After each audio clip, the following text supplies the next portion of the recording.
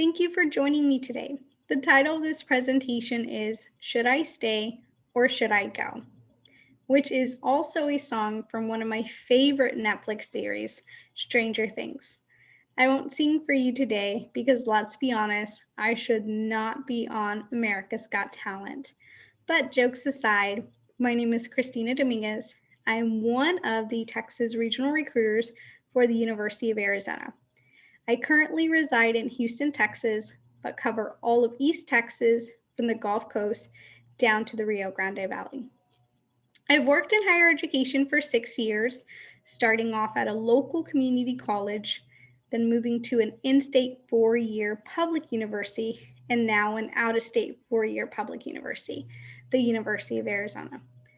Please note, for the purposes of this presentation, I will be utilizing college and university interchangeably when referring to these institutions. So let's get started. We know, suspense, you have a lot of options. The U.S. Department of Education tallies there are more than 4,000 colleges and universities.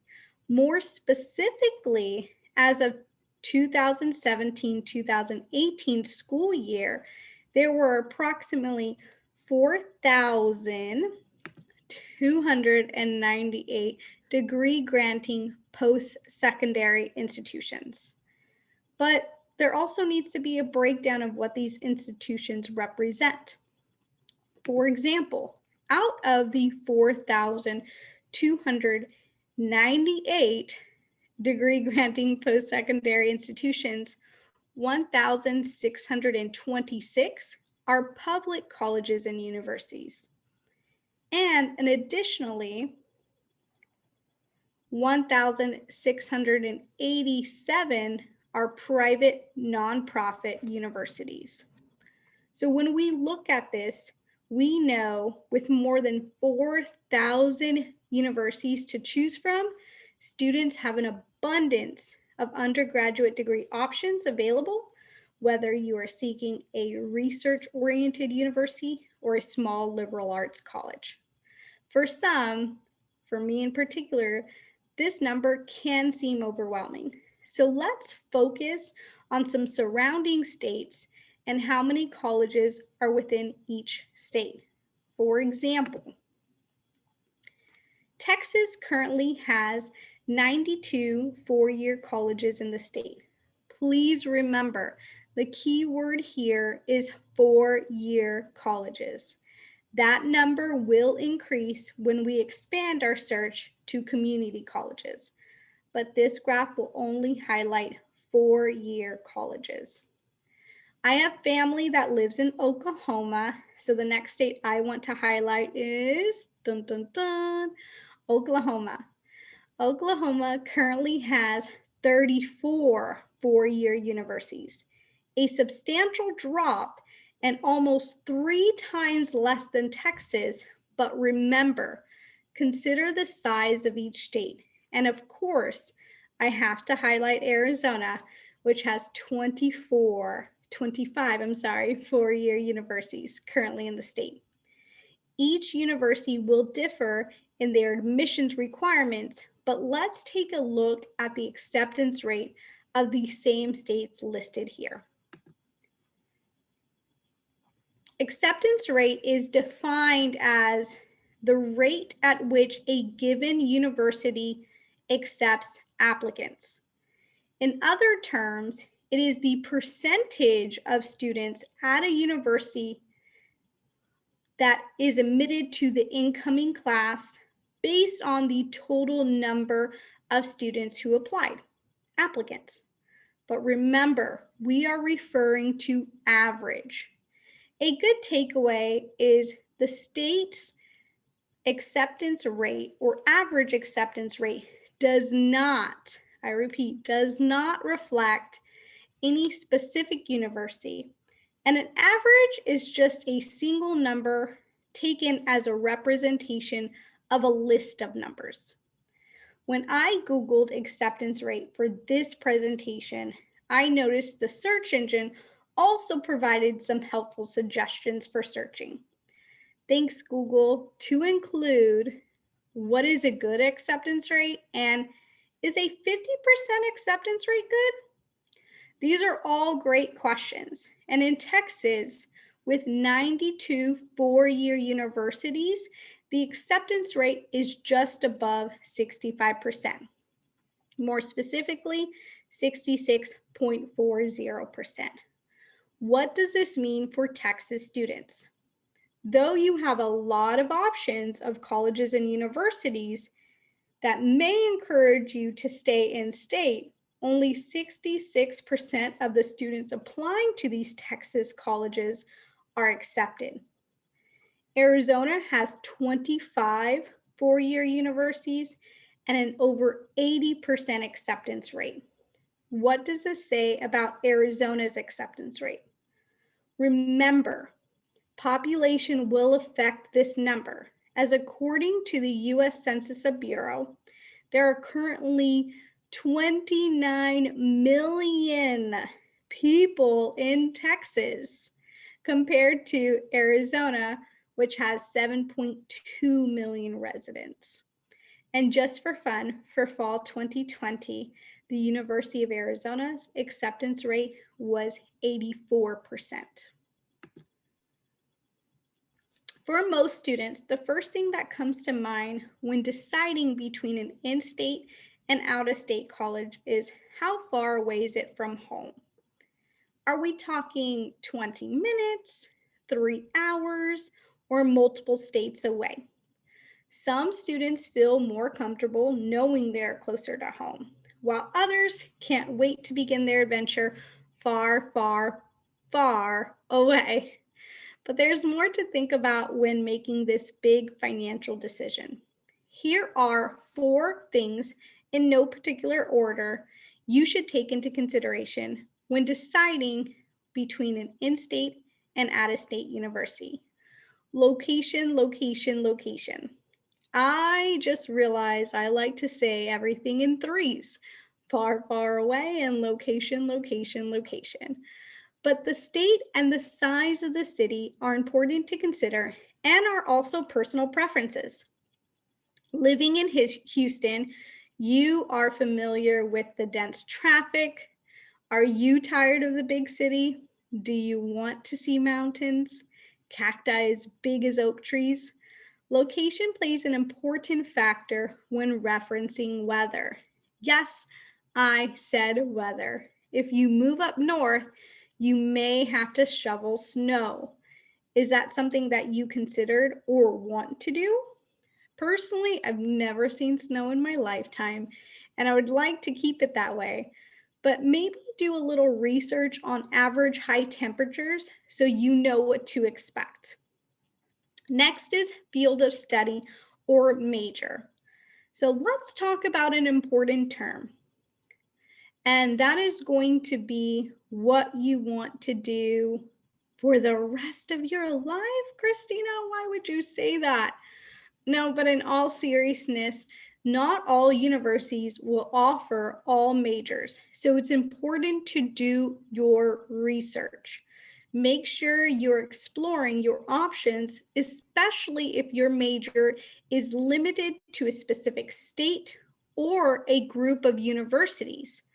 For example, there are only a handful of colleges, and when I mean handful, I mean less than 15 colleges out of the 4,000 in the United States that offer a degree in mining engineering. Completely random major, but fun fact, mining engineering is actually the oldest form of engineering. Financial aid. When we talk about financial aid, we need to talk about cost of attendance, or what some abbreviate as COA. Cost of attendance is the average cost to attend a college for one academic year, fall and spring semester. It includes, but is not limited to, tuition, an average estimate of what the university expects you to spend on books and supplies, room and board, and transportation. For example, a very well-known university in the state of Texas, which shall not be named, their estimated cost of attendance is $28,000 and $31,000 between that amount. Cost of attendance, or COA, is used to calculate how much financial aid a student is eligible for based on the expected family contribution. Another abbreviation thrown at you, EFC. Affordability is a big concern to students and parents who ask, well, how much is this going to cost me?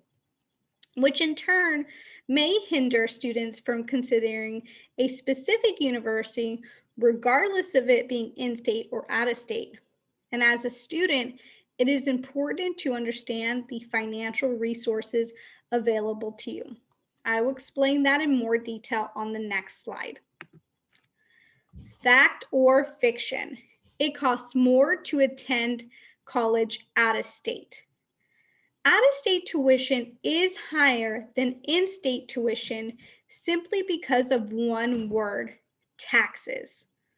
Residents of the state, most likely your parents or guardian, pay taxes, and these taxes contribute to many things, including supporting their state schools. So if you are looking at universities and you see a difference between in-state tuition and non-resident tuition, that is typically why. However, in actuality, sometimes it can be even more affordable to attend an out-of-state with merit-based scholarships and or need-based scholarships and grants. Let's define these two terms. Merit-based scholarship evaluates the student's academic record, such as high school transcripts and or performance on standardized tests, such as SAT or ACT. Some merit-based scholarships are automatically given to students upon admissions, based on the criteria I mentioned above. Others you may have to apply to. Need-based scholarships and grants in itself provide award to students with financial need, which is based on the information provided on the free application for federal student aid, FAFSA. All this means is a university's financial aid offer may help offset the out-of-state tuition and make it more affordable or just as affordable as in-state universities. I've put cost of living because you should also consider how affordable it is to live in a specific state if you are considering out-of-state, as cost of living is higher in some states such as California and New York, to name a few. Now that we got the basics out of the way, let's dive into the true question of what are the benefits of attending an out-of-state university? Freedom. You experience true independence.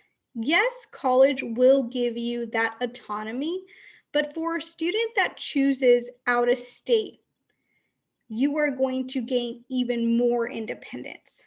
And this one, yes, is a given.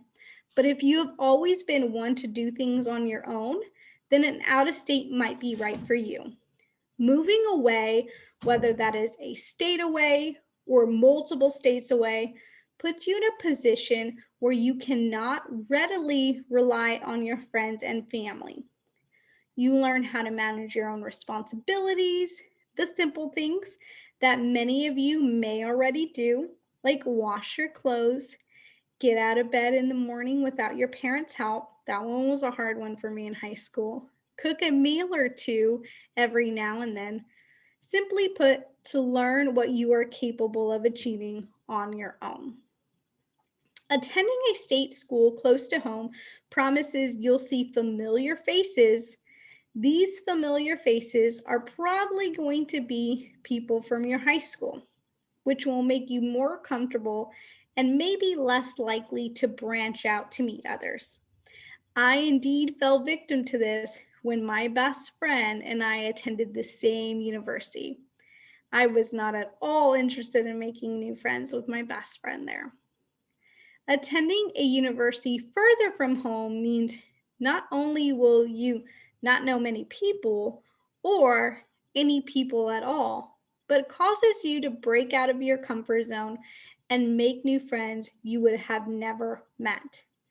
For anyone that loves the movie Up, don't forget, adventure is out there. Make sure to write down a pros and cons list. You want to make sure you are finalizing your thoughts and putting them pen to paper, regardless if you're considering in state or out of state. And more importantly, detail what is important to you as a future student.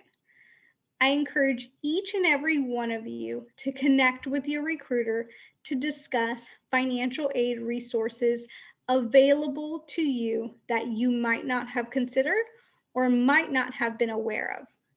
Lastly, do not be afraid to broaden your horizon and explore your options. Thank you and bear down.